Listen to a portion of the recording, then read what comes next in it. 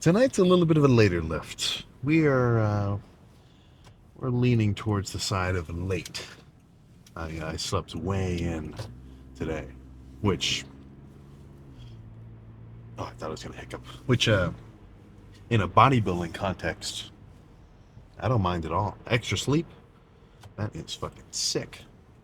But that kind of limits my gym choices. It's midnight, it's 12:15.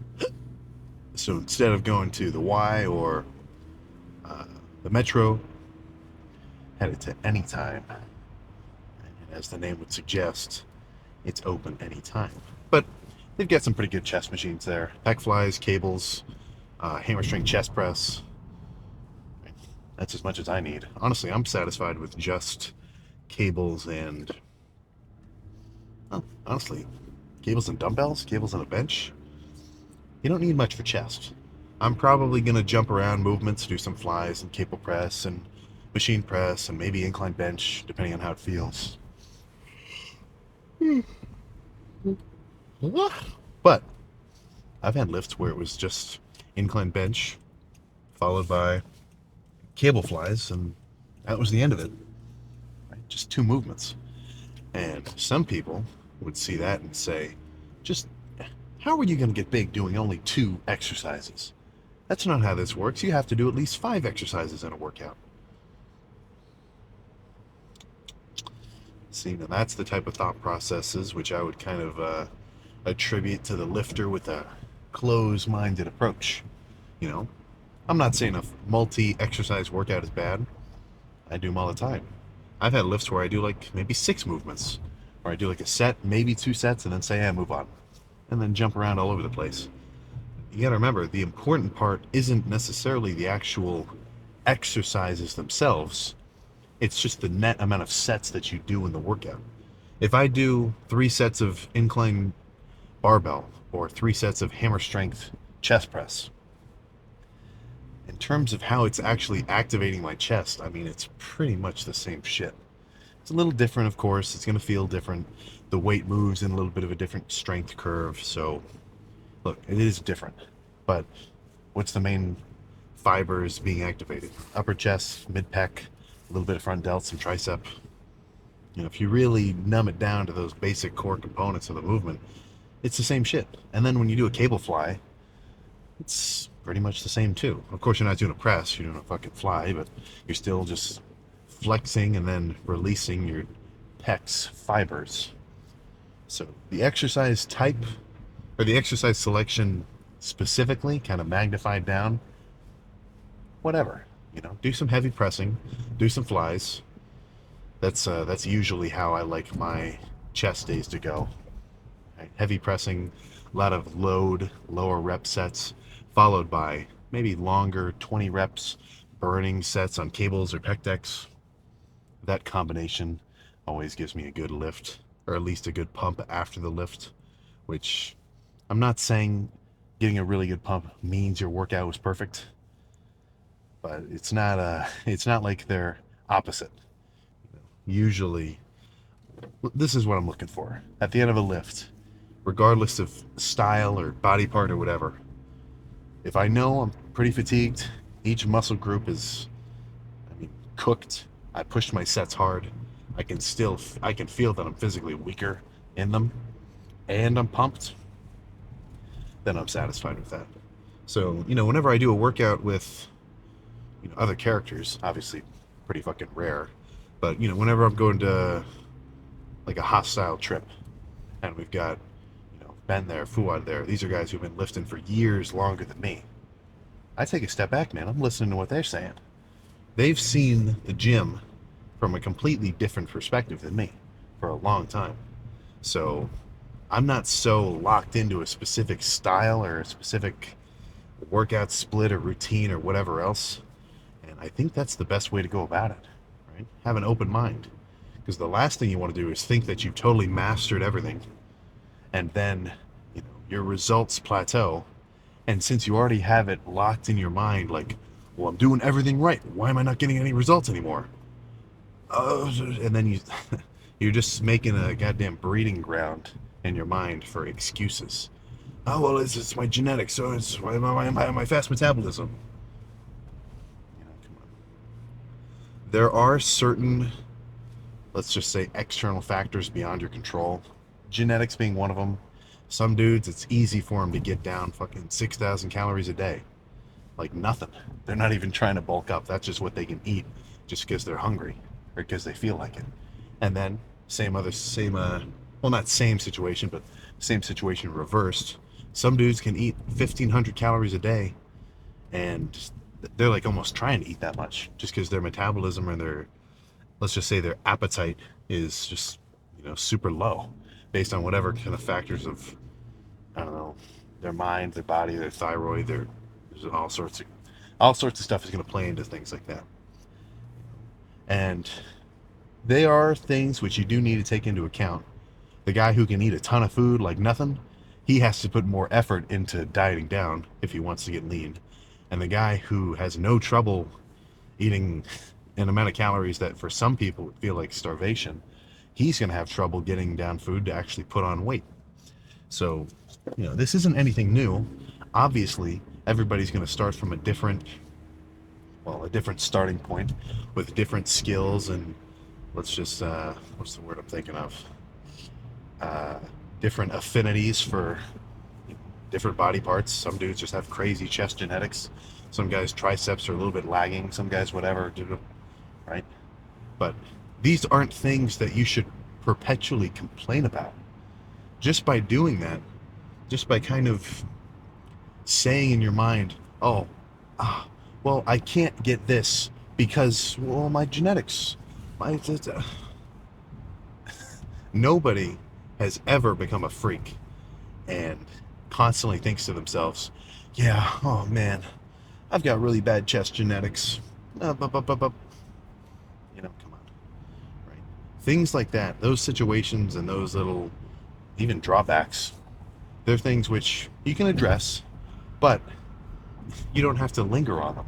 Those are just things which you need to act accordingly because of. To constantly complain about something like that, or to use it as a scapegoat for why you can't achieve a certain level of whatever.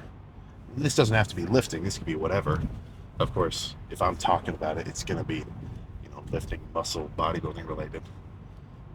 But to have that sort of, just kind of really just a fucking loser mentality, you know?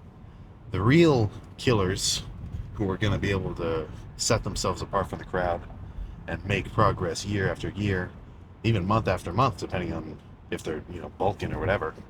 They're the guys who use that situation and they're like, yeah, my triceps are a little small. I'm going to fucking destroy them, this bulk.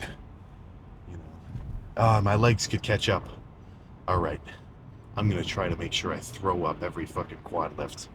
Now, the dudes who take those, I'll call them weaknesses, right? And hit them as hard as they can to turn them up to their strengths, right? I feel like I heard this somewhere, but I love this quote. You don't have strengths. You just have weaknesses that need to be brought up to par. So in that sense, if you've got a badass set of delts, but your arms are, a bit behind, you shouldn't be like, my arms are shit.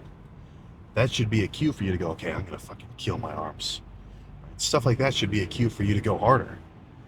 And if it kind of makes you a little bit dissuaded and puts you off, it's like, oh, I don't like arm day. My arms aren't very big. But then it just sounds like you don't want to get bigger arms, and you just want to complain about how they are now. Right? And that goes for kind of everything. We see it all the time. Everybody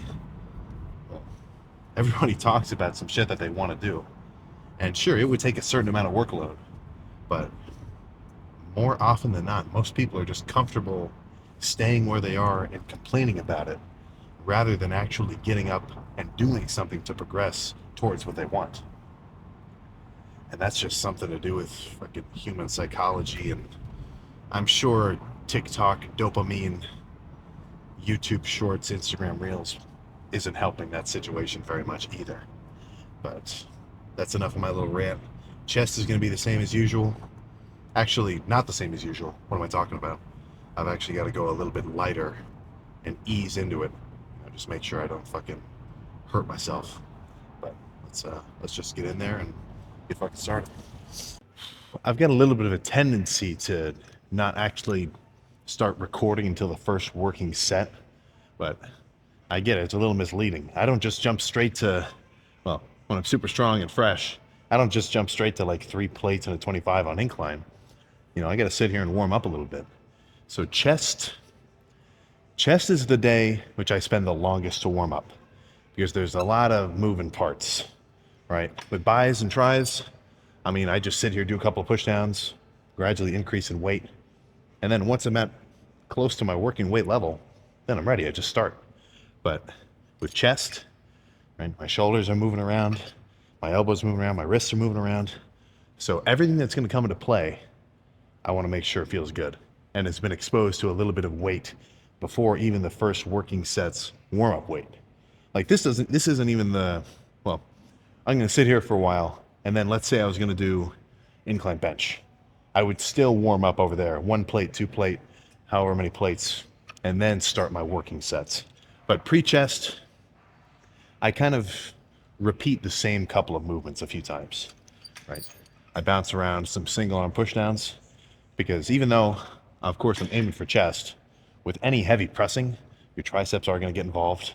So I don't want to just throw my triceps at a heavy press with no warm up. Right? It's silly. So I kind of do a couple of these, a little bit of rear delt / rotator cuff work by doing kind of a little bit of a face pulley looking thing here.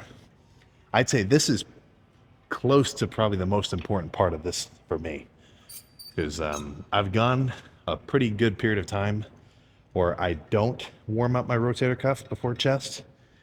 And whenever I don't do it, that's always the periods which I get a crunchy shoulder or I do a crunchy rep and I kind of fuck myself up. So just by warming up, and I'm not talking forever. I mean, I'm only going to sit here for a few more minutes, but just getting everything moving, putting some grease in your gears, I swear you're going to feel it. Or you're not going to feel it, which is good. Because if you feel something, then you're fucked. But a little bit of that. And then even before I actually move on to like a press or whatever, I still like to do a little bit of cable chest press. So super light, but just sitting here kind of getting a little bit of activation. Not like nothing hard. None of these warm-ups are even close to working sets.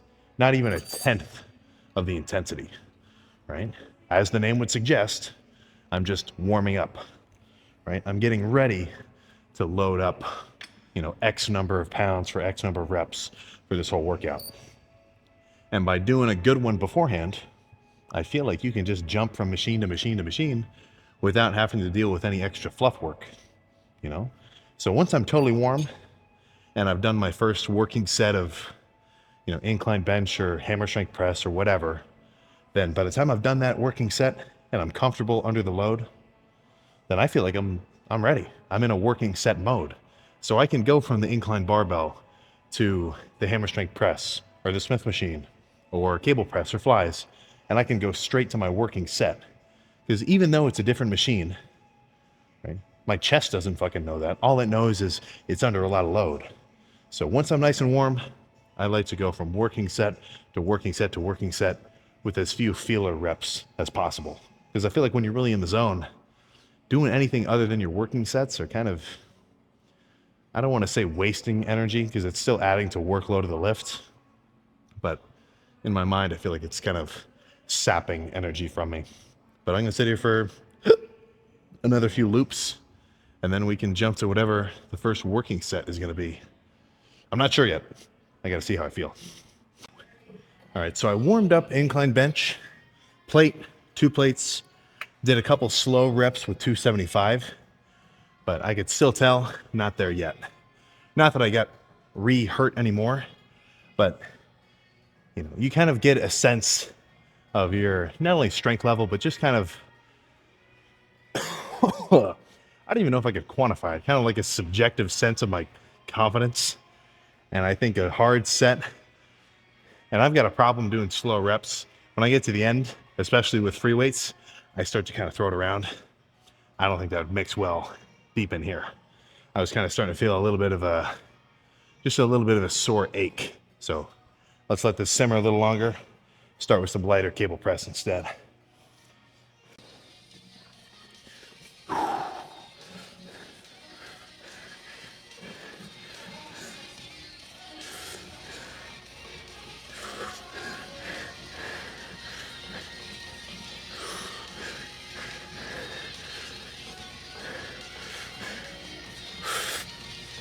Oh.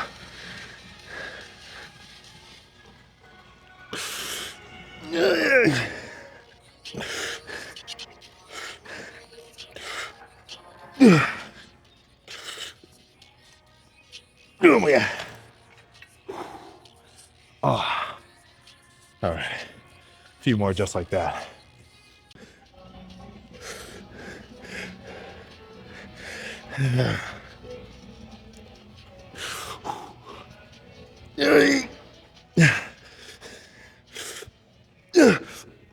Oh my. Ah.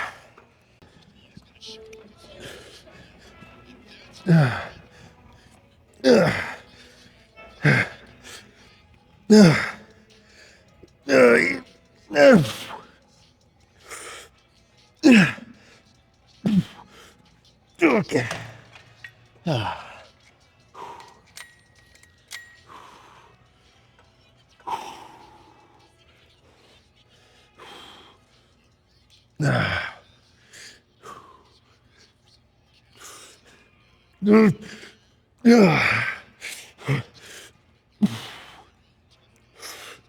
Okay. Okay. Let's move on to something else. A couple of feeler reps here. And 3 plates feels all right. After I do the first few reps, or the first 1 rep, these 2 little plastic clips are going to fall onto the ground. With this machine, it starts real deep. Too deep for me to really be comfortable with. So I put these little clips in here to give myself an extra 1.5 inches so I can start in a more natural position. If you've ever gone heavy on one of these machines, you know that first rep is kind of tricky because that's an unnatural depth. So I supplemented a little bit with this little spacer. That ends up being a good set. So let's just pick some kind of something and throw this shit around.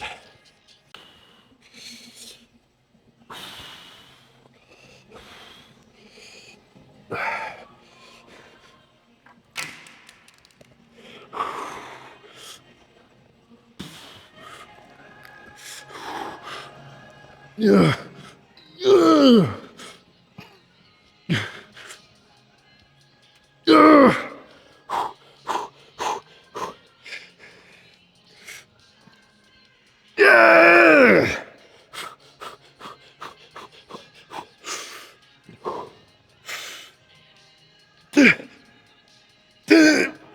Okay.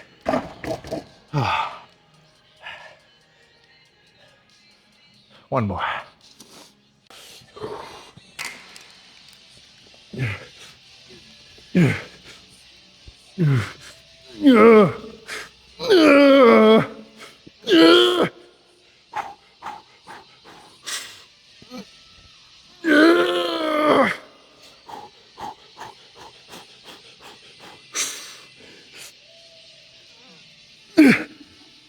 Oh my God. Okay. Okay. 3 plates is too much. Oh, really good set though. Sweet. Let's do 2, 1 more set, and then move on.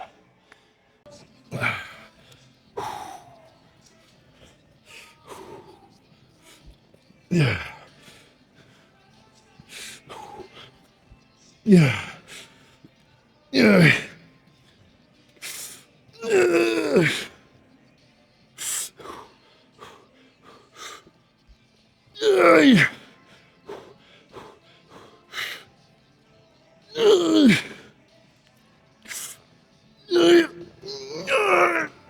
Okay.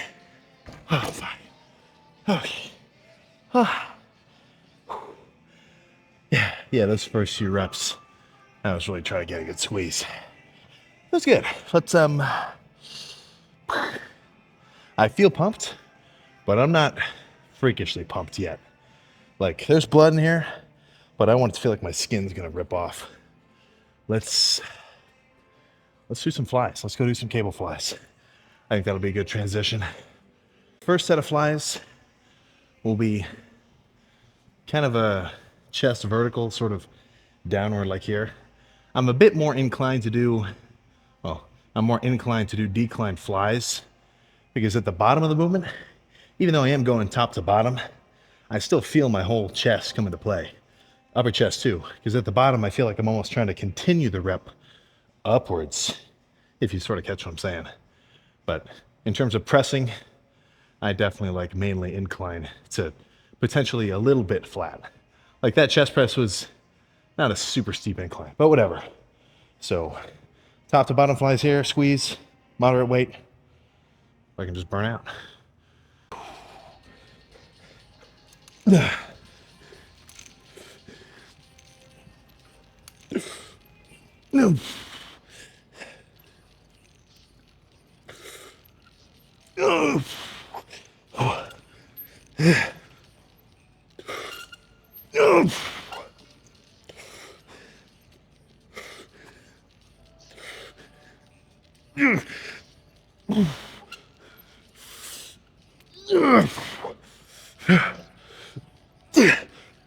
Oh my God. Okay.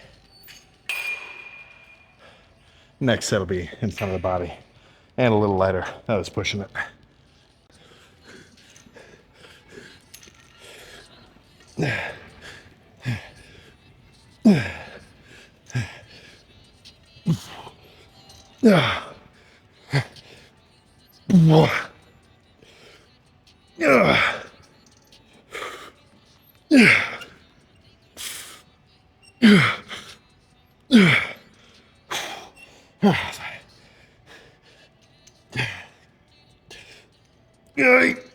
Oh my God.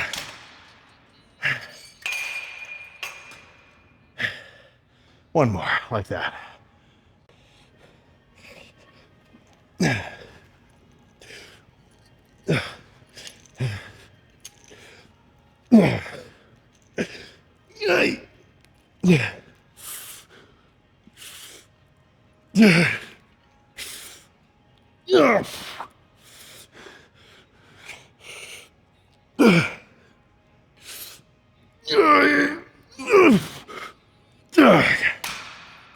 Okay. That might be it.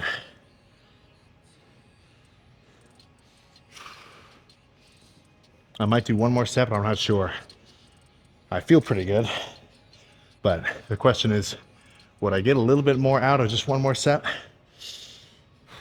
I gotta think about it. By way of CIA astral projection, I've come to a conclusion. A little bit of a superset here for the ender. So I'm thinking a little bit heavier, take a few steps forward, start with cable press. So I'll take enough steps so that the cables come in at like a little bit less than a 90-degree angle. And then rack it, drop the weight, do some top to bottom flies. So that's usually, I mean, that's kind of how I like finishing off chest and back. Because you got to think with chest, obviously upper chest, lower chest, back, upper back, lower back. So I don't mind a lot of lat work and then a lot of specifically upper back work. And I definitely don't mind a lot of specifically incline chest work, upper chest, plus a little bit of decline with the cables. But at the end of the lift, if I really want to finish off with a good pump, I'll usually do a superset combining the two styles. So with back, sometimes I might finish off with a set of pull downs and jump straight into a set of rows as a superset. So kind of the same logic here. So if I were to just finish with the cable press, my lower pecs might miss out on a little bit of blood flow, and same thing in reverse. So this is kind of a good ender that I always like doing. So let's just hit it and go pose down and see how we're looking.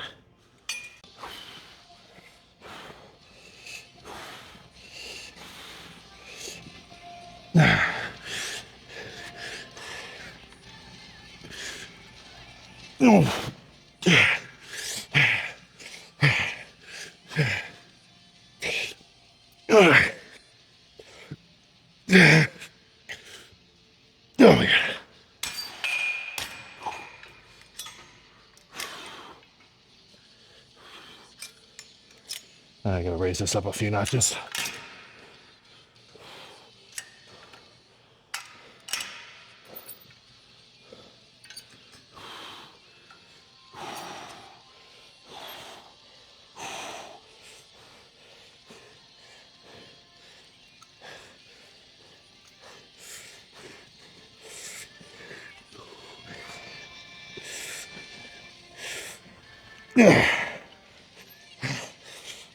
Oh.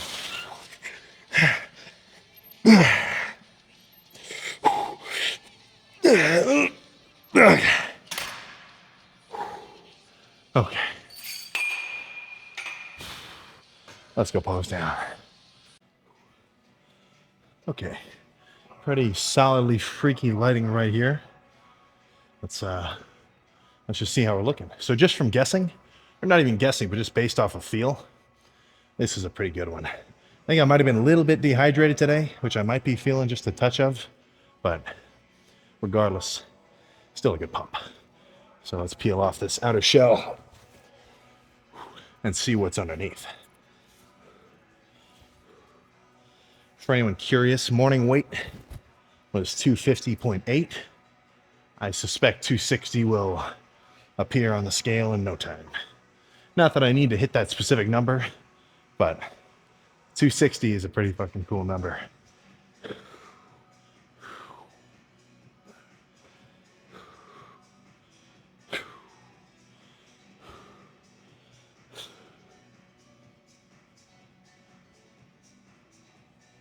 Oh my goodness.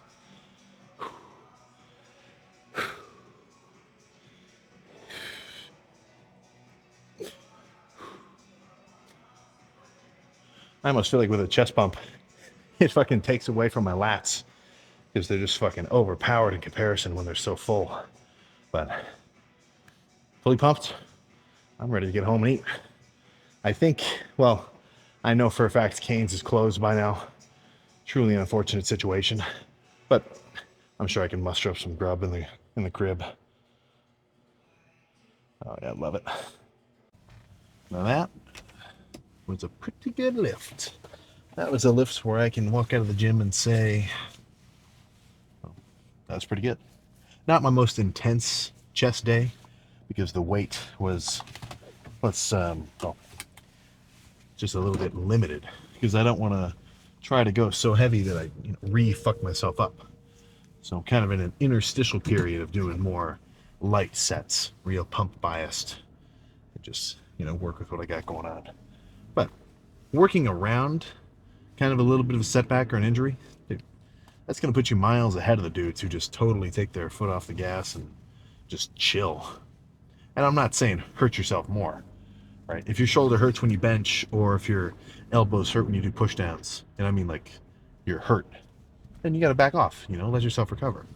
But working within the realm of your current capabilities rather than just sitting back, I think we all know which scenario is going to be better.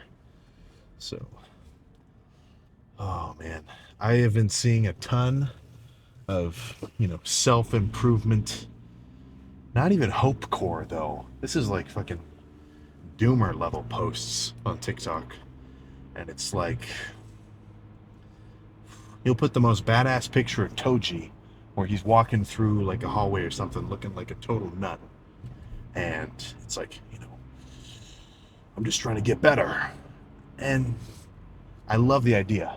Like, I love that kind of shit. It's like, I want to stand out. I want to push it to the limit.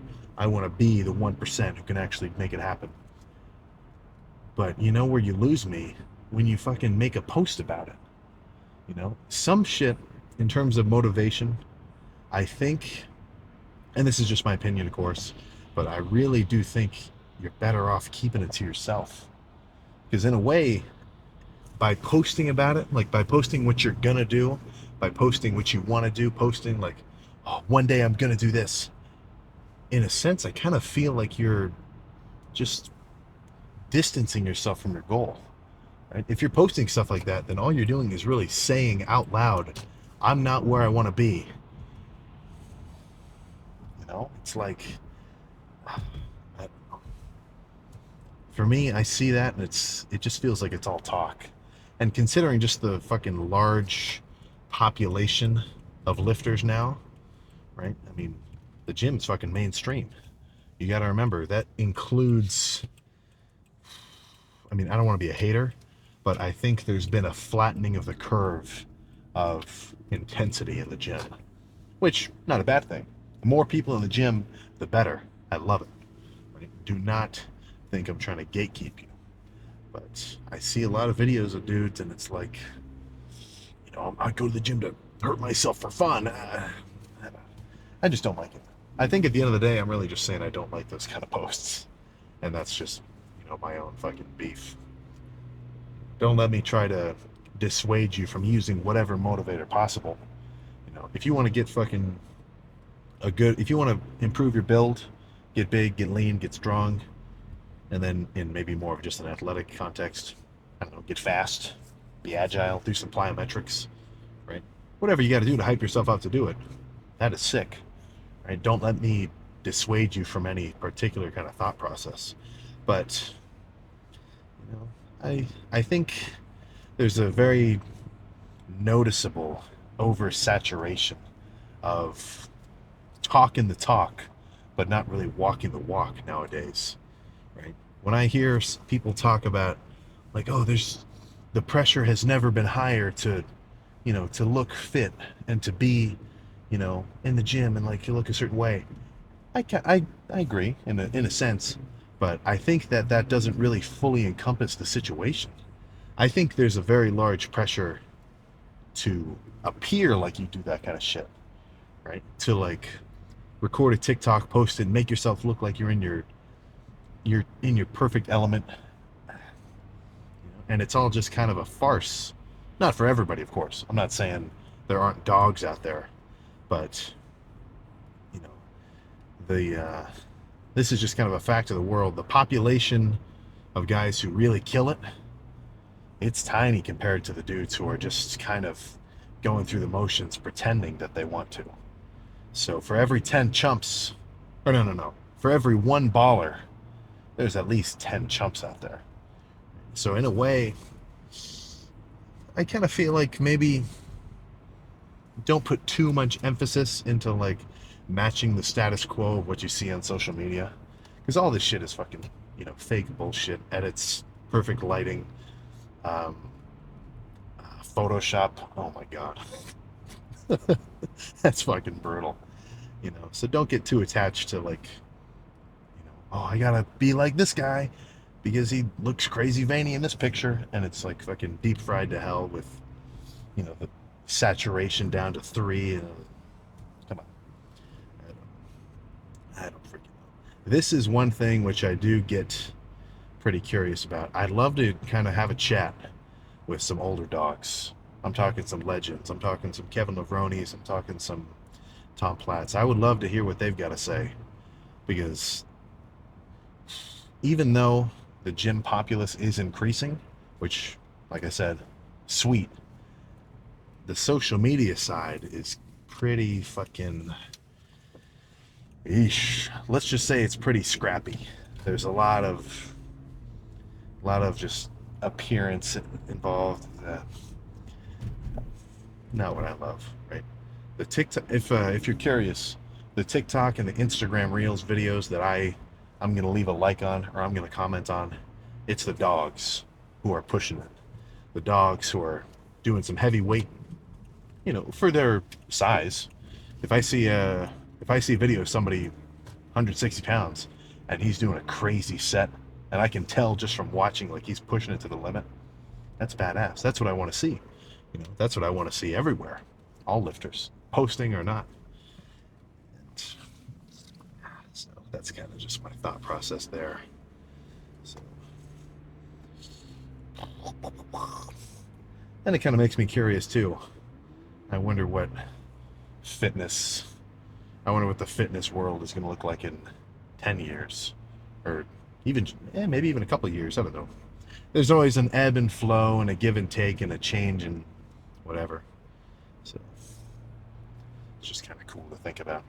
But either way, the more beasts we can get popping out of your local gym, benching the 100-pound dumbbells, curling the 50s and above, getting fucking gnarly pumps, putting down calories, the better, right? Don't forget, I want to live in a world of freaks. And that does not mean mass monsters. Right?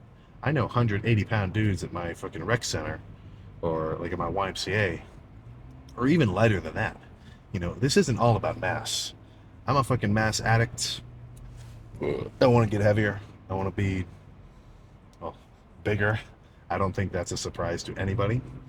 But, that's just me. Right? A lean 160 who does look like he's been lifting, that is a good look. Don't think that I'm so body dysmorphic that when I look at old pictures of me when I was, in high school, back in my 180-pounder days, that I think, oh man, what a small piece of shit. Oh, what the fuck? No, that's not what I'm thinking at all.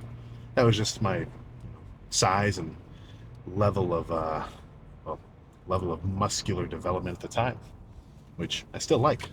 I'm sure eventually in life I'll end up downsizing, but from for the foreseeable future, this is the plan.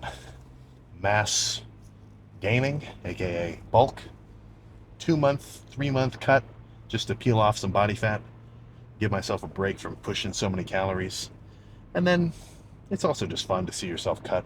I'm sure if I just did like perpetual bulk for for like the last 2 years, then I would probably be heavier, but I definitely have a bit more body fat on me. There is a limit.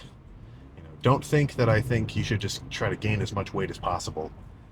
You shouldn't push it too far into some real heavy body weight, or at least real heavy body fat. Because if you're kind of a lean 180-pounder and you turn into like a 30% body fat 240-pounder, then sure, you're huge, or you're much bigger, you're heavier, but you're setting yourself up to fail because now you've got all that body fat to deal with. And if you want to trim back down, you're going to have to diet for so long that you're probably going to end up eating into some of that muscle that you built. Not that it's just going to disappear, but a calorie deficit for long enough, that is going to peel back some mass on your frame.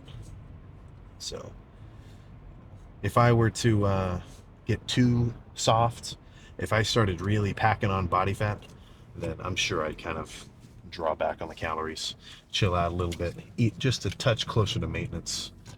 That's usually my rule of thumb.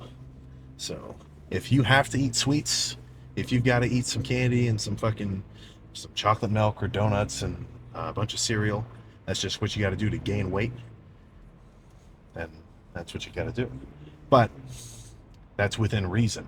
If you're packing on a ton of body fat, then that means you're eating too much, which is a very rare situation. 90% of dudes eating too much, and I'm including me. It's hard for me to eat. Well, I can't eat too much. I just, eating does get pretty tricky. But if you're really packing on body fat just too quick, then that's your cue to bring the calorie surplus down a couple notches, just so you don't set yourself up to fail when you try to diet down later. That's pretty much it, man. So bulk will continue. Do not, I'm gonna have to come up with a new name for these, because every time I fucking name one of these little bulks, and I name it like the start of the season that it started in, by the time this bulk ends, it's gonna be, well, I couldn't even tell you exactly when it's gonna be, but it's gonna be in a fucking while. It's not gonna be over in a month. There's at least, well, I don't even want to say. Every time I say how long it's going to be, I end up underestimating, and it goes longer and longer and longer. The bulk will be until I feel like the bulk is over, which there's no locked in answer. If I feel like I can still pack on a little bit of muscle at like the month 5 mark, I gotta keep pushing it. But if I feel like I'm pretty much plateaued, I've stayed the same weight, I really just can't get any more food in my system, then to try to keep going and just stay at like a plateaued state, in a way, I'm just kind of wasting time. You got to know when you push it, there's a limit to what you can handle, and then back off, reset, do a little 2-month diet period, come back stronger with a bigger appetite. Plus, Well, I think I've said enough about the bulking and cutting. Plan for tomorrow is going to be back. Uh, Not really sure where I'm going to go. I haven't gone to Planet Fitness for a little while, but this gym has better back machines than the Planet Fitness does. So maybe I'll go here, or maybe I'll go to the Metro. I'm not really sure. That's one thing I like about having a couple different gym memberships is, some gyms have different equipment than others. And then there's just different vibes too. Plus, really big factor, especially for me, because I've got a pretty irresponsible sleep schedule. Having at least one gym nearby with 24-hour access, that is important. Now, you could argue I should just be more responsible and not fucking stay up super late and sleep in. Very valid point. But, sometimes shit goes down. Even if I did wake up at a reasonable hour, if I just had a ton of schoolwork to do and studying and a test and well, that's really all I'm dealing with right now. But you get a long day of work, you got to deal with shit at the house or whatever. Or if you're in my, I guess 25 or older demographic, you probably have kids. You got to deal with that shit. So, if you're a real nut, then 24-hour access does help. So that's what I get with the anytime. Yeah, nothing else to say, man. We're good. I'm gonna stop at Sheets and get some snacks. You know what I've been loving? Reese's cups have been going down like nothing, and I think I don't remember exactly, but I'm like 96% sure that one Reese's cup, normal style, is 100 calories. And I mean, it's not hard for me to sit down, put on an episode of a show, and just have 8 of them disappear. Right? That's 800 calories like nothing. So, sweets, a little bit of candies. For anybody curious, I fasted blood glucose because I just got my blood test a little bit ago. I'm not going to go over all the fucking results, but that is something that you should be watching out for, especially if you're doing a big bulk and you're eating a ton of treats. You don't want your fasted blood sugar to be too high, or else that just means you're pushing your fucking pancreas a little bit too hard. You're not getting enough, you just can't pump out enough insulin to deal with it. If you know what I'm talking about or you don't, and fucking whatever. But 74, nice and low. Nice and freaking low. So for anybody curious there, that's just a little bit of intel into the biometrics. But as far as I'm concerned, that just means put some more sweets down, stay nice and carved up, have a crazy pump, and continue to have crazy pumps until I feel like, oh, I can't eat anymore. It's time to start dieting. Oh man, I'm already getting excited for that too. Let's transition into one more little topic, and then we can get out of here. I don't want to hold you up too long. But when it comes to bulking and cutting, everybody's got their preference. Some dudes like bulking; they like being nice and full of food, because then you can really eat whatever you want, and you don't have to worry about your body fat, or well, at least not too much. And then you can, what was I gonna say? Oh yeah, you're nice and strong. You're nice and carved up. For me, training is probably most enjoyable during a bulk because I feel like when I'm bulking, that's when I'm really doing work. That's when I'm really making tangible progress towards, improving my physique in the scope of, gaining muscle. So if I'm full of carbs, I've had a ton of food, well rested, very well hydrated with electrolytes, then I can go into the gym and I can know I can kill it. Plus, freaky ass pump. And then, after doing that for a while, I've got a bit more body fat on me. Some of the cuts are gone. No more ab veins creeping up my stomach, or really crazy striations on my shoulders and triceps and quads. Then, when I start dieting down, by the time I finish doing a proper bulk, I'm not fucking hungry at all. At the end of this bulk, once I start dieting, that first week, I'm probably not going to want to eat anything. Right? To the point where, like, at the end of the last bulk, for the first week that I started cutting down, I was only eating like 1,300 calories a day. And that wasn't like I was trying to limit myself that low. I was just like not fucking hungry at all. So once I've done a good bulk, then I'm ready to cut down, and it's not really a problem for me. So in terms of preference, I think I'm a little bit spoiled. I like them both because they both, play hand in hand into making progress long term, at least in a bulking and cutting approach. I could just like main gain, go to the gym, lift, eat as much food as I'm hungry for, and then chill. Which I'm not ripping on that method. I did that for a couple of years before I really started bulking up and putting a freaky amount of mass on. But I think the bulking and cutting method is going to work best for me, as far as I know.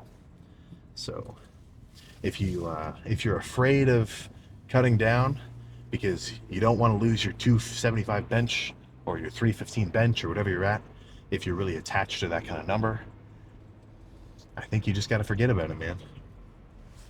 I know this is silly coming from me.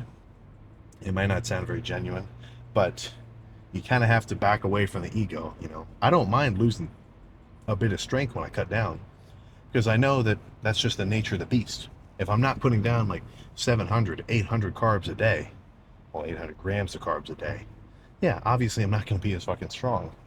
But that being, and then I'm just kind of hungry throughout the day too, which kind of sucks. But those being the main downsides of dieting down, right? After about a month or so, or wherever the end goal of your dieting phase is, you get to walk around nice and lean. And then you get an added improvement to your, well, let's just say your enjoyment of the lifts. Because it's sick.